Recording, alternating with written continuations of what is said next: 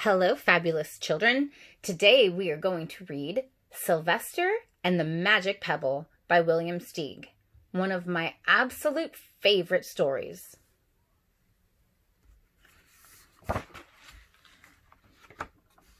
Sylvester and the Magic Pebble, written by William Steig. Sylvester Duncan lived with his mother and father at Acorn Road in Oatsdale. One of his hobbies was collecting pebbles of unusual shape and color.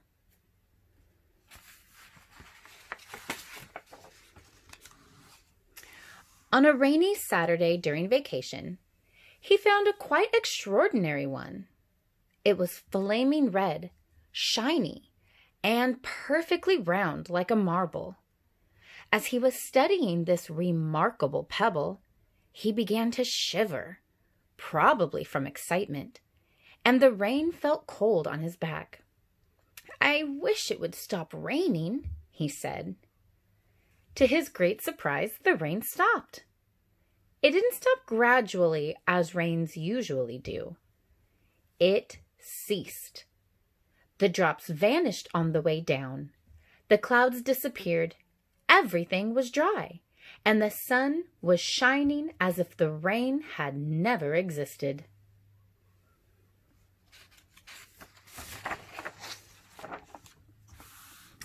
In all his young life, Sylvester had never had a wish gratified so quickly.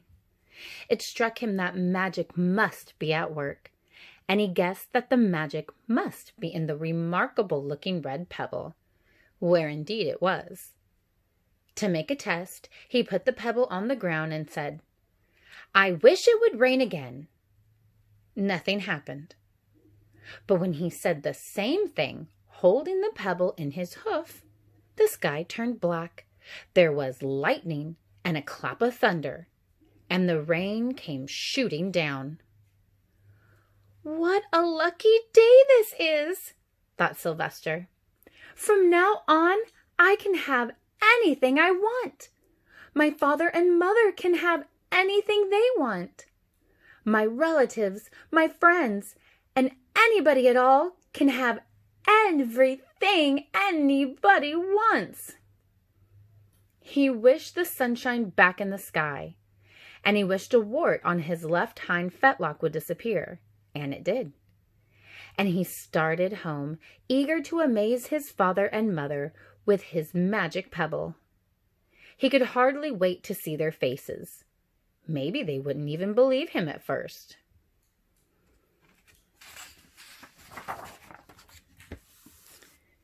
As he was crossing Strawberry Hill, thinking of some of the many, many things he could wish for, he was startled to see a mean, hungry lion looking right at him from behind some tall grass.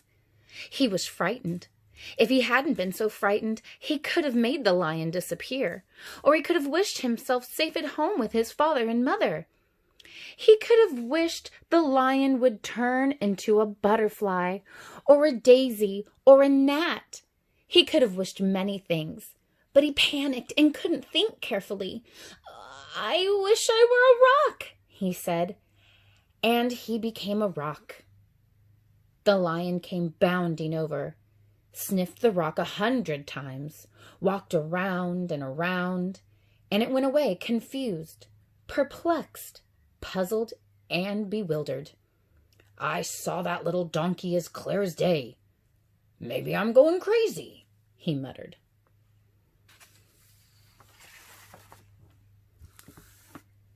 And there was Sylvester, a rock on Strawberry Hill, with the magic pebble lying right beside him on the ground, and he was unable to pick it up.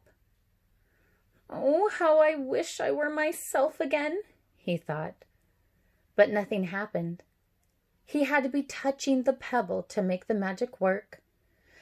But there was nothing he could do about it. His thoughts began to race like mad. He was scared and worried. Being helpless, he felt hopeless. He imagined all the possibilities, And eventually he realized that his only chance of becoming himself again was for someone to find the red pebble and to wish the rock next to it would be a donkey. Someone would surely find the red pebble. It was so bright and shiny. But what on earth would make them wish that a rock were a donkey? The chance was 1 in a billion at best. Sylvester fell asleep. What else could he do? Night came with many stars.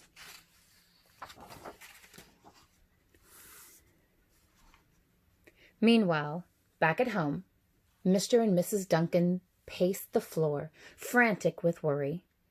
Sylvester had never come home later than dinner time. Where could he be?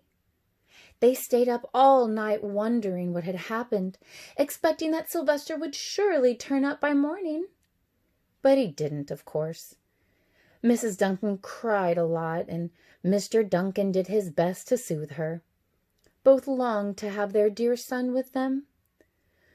"I will never scold Sylvester again as long as I live," said Mrs. Duncan, "no matter what he does." At dawn, they went about inquiring of all their neighbors. They talked to all the children, the puppies, the kittens, the colts, the piglets. No one had seen Sylvester since the day before yesterday. They went to the police. The police could not find their child.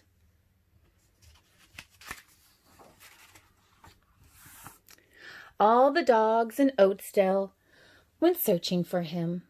They sniffed behind every rock and tree and blade of grass, into every nook and gully of the neighborhood and beyond, but found not a scent of him.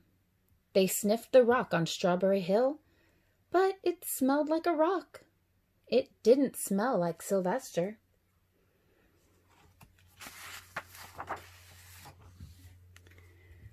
After a month of searching the same places over and over again, and inquiring of the same animals over and over again, Mr. and Mrs. Duncan no longer knew what to do. They concluded that something dreadful must have happened, and that they would probably never see their son again, though all the time he was less than a mile away. They tried their best to be happy, to go about their usual ways. But their usual ways included Sylvester, and they were always reminded of him. They were miserable. Life had no meaning for them anymore.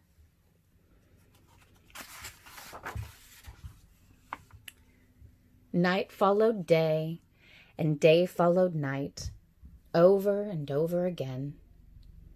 Sylvester on the hill woke up less and less often. When he was awake, he was only hopeless and unhappy. He felt he would be a rock forever, and he tried to get used to it. He went into an endless sleep. The days grew colder. Fall came with the leaves changing color. Then the leaves fell, and the grass bent to the ground.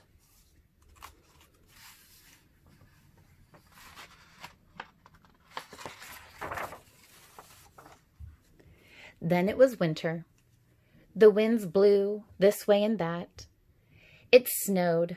Mostly the animals stayed indoors, living on the food they had stored up. One day a wolf sat on the rock that was Sylvester and howled because he was hungry.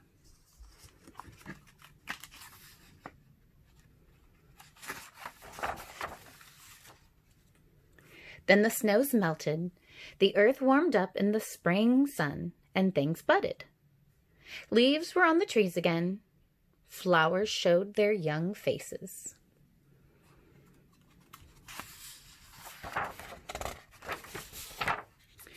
One day in May, Mr. Duncan insisted that his wife go with him on a picnic. "Let's cheer up," he said. "Let us try to live again and be happy, even though Sylvester, our angel, is no longer with us." they went to Strawberry Hill. Mrs. Duncan sat down on the rock. The warmth of his own mother sitting on him woke Sylvester up from his deep winter sleep. How he wanted to shout, "Mother! Father! It's me, Sylvester! I'm right here!" But he couldn't talk. He had no voice. He was stone dumb.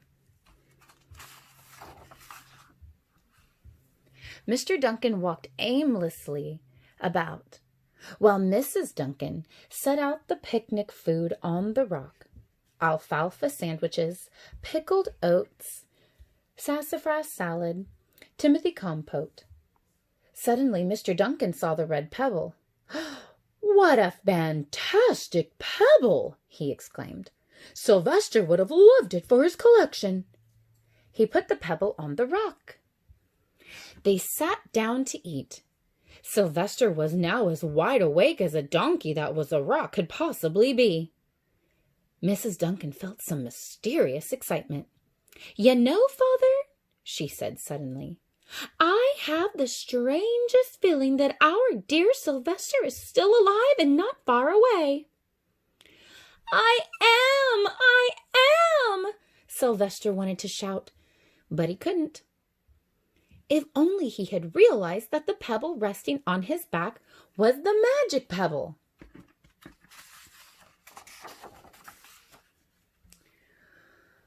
"Oh, how I wish he were here with us on this lovely May day," said Mrs. Duncan. Mr. Duncan looked sadly at the ground. "Don't you wish it too, Father?" she said. He looked at her as if to say, "How can you ask such a question?" Mr. and Mrs. Duncan looked at each other with great sorrow. "I wish I were myself again. I wish I were my real self again," thought Sylvester, and in less than an instant he was. You can imagine the scene that followed: the embraces, the kisses, the questions, the answers, the loving looks, and the fond exclamations. When they had eventually calmed down a bit and had gotten home, Mr. Duncan put the Magic Pebble in an iron safe. Someday they might want to use it, but really, for now, what more could they wish for? They all had all that they had wanted.